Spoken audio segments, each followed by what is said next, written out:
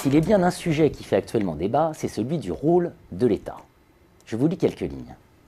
S'il est à rechercher une cause efficiente, elle l'est sans doute dans les pays qui ont su développer, comme le souhaitait Keynes, un capitalisme sagement géré, sous l'empire d'un État développeur, celui des Trente Glorieuses, celui des sociétés qui ont su maintenir une vie civique et politique active, le vivere politico de Machiavel, animé par le sens du bien commun, où la masse des petits peut faire contrepoids à la folie des grandeurs et à la rapacité des puissants, où la vie civique contrecarre la corruption naturelle des institutions, où les leçons de l'histoire sont enseignées et retenues pour contrer l'hubris des folies du moment. Claude Rocher, bonjour. Bonjour. Magnifique ce paragraphe. Je suis ravi de vous recevoir. Merci de m'accueillir. Vous êtes l'auteur dans l'Encyclopédie de la stratégie d'une entrée intitulée L'État stratège. Vous nous proposez une lecture historique et assez décapante pour repenser le rôle de l'État. Concrètement, que nous apprend l'histoire quand on veut traiter de cette question du rôle de l'État dans la stratégie, le développement ? L'histoire nous apprend beaucoup quand on regarde comment les politiques, jusqu'à une époque récente, jusqu'au XIXe siècle, quand les politiques faisaient l'histoire, la politique, c'est en étudiant l'histoire. Ils s'inspiraient toujours de l'histoire, parce que lorsque l'on regarde l'histoire de l'humanité, en 2500, en 3000 ans, toutes les questions qui se posent à nous ont déjà été posées d'une manière ou d'une autre. Donc on va y trouver les réponses. Donc, j'y ai trouvé trois éléments récurrents que je vais passer en revue. D'abord, une vision politique de la société, le fait qu'il y ait des bonnes et des mauvaises activités économiques, que toutes les activités économiques ne se valent pas, que la puissance et la richesse sont intimement liées, que l'administration, la réforme de l'administration doit être liée à l'évolution de la stratégie de l'État et que la promotion de l'entreprise et le combat contre les rentiers ont été une constante de tous les États développeurs. Et enfin, un point qui est d'une actualité criante, c'est tenir la finance à bride serrée. C'est-à-dire la finance à bride serrée. C'est très intéressant. Dans cette entrée, vous nous dites, attention, la puissance de l'Occident, c'était quand même pas quelque chose d'acquis. Ah, c'était pas acquis. Regardez le monde comment on le voit les Chinois. Au XVIe siècle, c'est quoi l'Europe? C'est un continent où on s'étripe, où il y a des guerres de religion. C'est un continent pauvre, peu peuplé, à part la France. L'Angleterre, 5 millions d'habitants. Alors que la Chine est le pays le plus puissant du monde, qui a tout inventé. Toutes les techniques ont été inventées de Chine. Et aujourd'hui, les Chinois, quand ils regardent l'histoire, parce qu'eux regardent l'histoire, ils disent voilà, en 3 siècles, la Chine est devenue pauvre. 1949, la Chine, 1% du PIB mondial. Et l'Occident est devenu très riche alors que ces gens n'avaient rien. Et ils l'ont fait grâce à leur intelligence. C'est l'intelligence et c'est l'intelligence stratégique qui a prévalu. Et cette première source d'intelligence, c'est d'avoir su capter les véritables sources de la richesse. Donc je les ai citées. C'est premièrement une vision politique de la société. Qu'une société, c'est pas un agglomérat d'individus, c'est pas une somme d'intérêts individuels, c'est la naissance de l'Occident, c'est d'abord la philosophie politique de la Renaissance, l'héritage de saint Thomas d'Aquin, de Machiavel, de toute cette tradition républicaine, disons respublicaine, c'est-à-dire qui est fondée autour de l'idée du bien commun, qu'il existe un bien commun qui est supérieur à la somme des biens individuels et qui fait la solidité de la société politique. Ça fait partie des caractéristiques que vous voyez dans le rôle d'un État stratège. Toutes ces sociétés se sont posées cette question parce que justement le fait qu'il y ait un bien commun, c'est ce qui permet la synergie entre les activités économiques. Si vous êtes dans des sociétés qui sont purement extractives, qui vont vivre de leur rente, ce qui est arrivé à la première mondialisation a été espagnole et portugaise.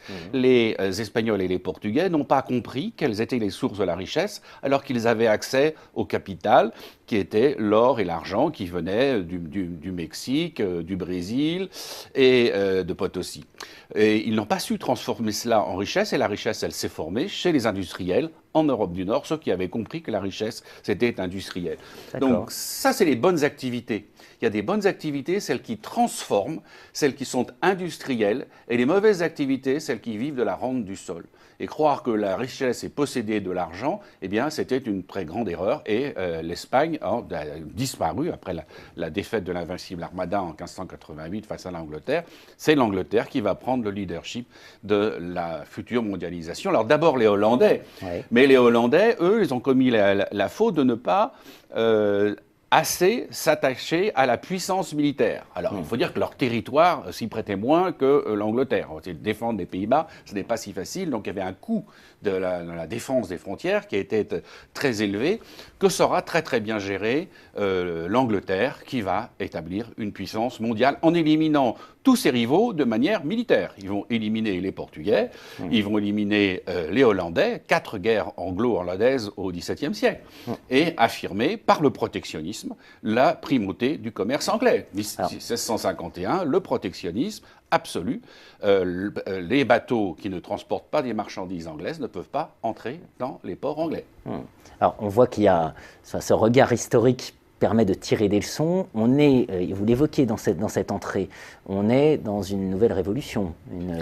Alors, on est dans une révolution industrielle. Hein. On passe de la seconde révolution industrielle basée sur la production de masse à une révolution basée sur les technologies de l'information, ce qu'on appelle aujourd'hui l'économie. Donc, il y a ce qu'on appelle un changement de paradigme, donc une transformation des institutions. Toutes les sociétés qui ont réussi ont su transformer leurs institutions. Et à chaque changement de paradigme, on voit que les sociétés bien établies ont des rentes, ont des bureaucraties et ont du mal à transformer leurs institutions. L'Angleterre est devenue rentière. Deuxième partie du XIXe siècle, l'Angleterre devient rentière et ne s'adapte pas du tout à la production de masse. Ce sont les États-Unis qui vont triompher pendant la seconde révolution industrielle. Aujourd'hui, nous avons ce même phénomène d'obsolescence, ce même phénomène d'arrogance de l'Occident qui oublie totalement les leçons de son passé. Et je cite notamment le recteur de l'université de Singapour, de Lee Kuan Yew, qui explique que les Asiatiques ne suivront pas les voies erronées de l'Occident, qui a oublié les leçons de son passé, c'est-à-dire l'importance de la politique, l'État fort, ne pas écouter les leçons, les mauvaises leçons de l'époque Reagan-Thatcher, et qu'il fallait allier un gouvernement fort avec une stratégie industrielle et des entrepreneurs. Et donc très concrètement, l'État stratège aujourd'hui, en 2014, face à cette révolution. L'État stratège a toujours soutenu les entrepreneurs et combattu les rentiers. Le déclin de l'Angleterre au deuxième partie du XIXe siècle, c'est le retour du pouvoir des rentiers, notamment des rentiers de la terre, sur les entrepreneurs. Les anciens entrepreneurs devenus riches investissent dans la terre. C'est ce que vous voyez aujourd'hui avec, par exemple, je pourrais vous citer, mais je ne les citerai pas, des noms d'entrepreneurs qui ont hérité d'une entreprise familiale prestigieuse et qui la vendent à des fonds étrangers pour s'acheter un club de rugby. Voilà. Bon, ça c'est typiquement des comportements d'entrepreneurs, rentiers, héritiers qui n'entreprennent. C'est l'entrepreneur créateur qu'il faut... Voilà, c'est l'entrepreneur au sens schumpeterien du terme, c'est-à-dire qui a une vision de ce qu'il peut faire et qui ne pense pas à l'argent. L'entrepreneur, toutes les histoires d'entrepreneurs, prenez les entrepreneurs de la houille blanche dans le Dauphiné, ils se disent qu'est-ce qu'on peut bien inventer avec ça. Et ils se ruinaient au départ. La majeure partie des entrepreneurs se ruinent et sont remplacés par des managers pour leur plus grand mal. Bon. Et donc, dernier point, c'est tenir la finance à bride serrée. Songez que la première loi écrite de l'humanité, c'est le Code d'Hammurabi, 1750 avant Jésus-Christ. Qu'est-ce que dit le Code d'Hammurabi? Il avait compris la loi des intérêts composés et qu'on ne pourrait jamais rembourser les dettes. Donc qu'est-ce que l'on faisait? Eh bien, on annulait les dettes. Sinon, les gens finissaient en esclavage. C'était la déflation. Donc on annulait les dettes périodiquement et on remettait de l'argent dans l'économie et l'économie redémarrait.